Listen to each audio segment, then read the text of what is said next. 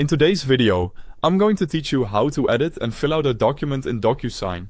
To get started, open the DocuSign website and sign into your account. Once you're logged in, look for the option that says Start or Send an Envelope. This is the area where you begin preparing a document for completion or signature. Next, upload the document you want to edit and fill out. This could be a form, agreement, or any file that needs information added to it.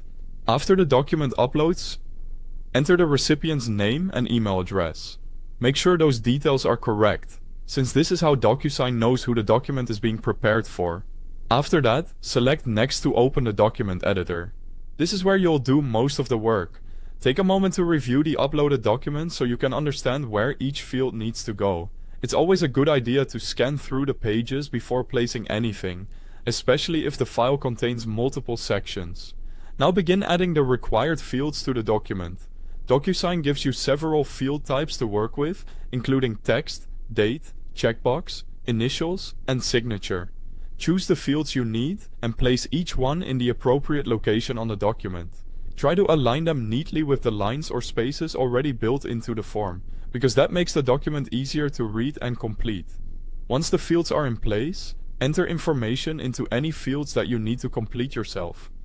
Depending on the document, this might include dates, typed text, or checked boxes. If something doesn't look right, you can adjust or move the fields as needed.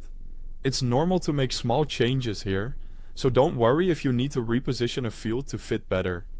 When everything has been added, review the document carefully to make sure all required fields are included and completed.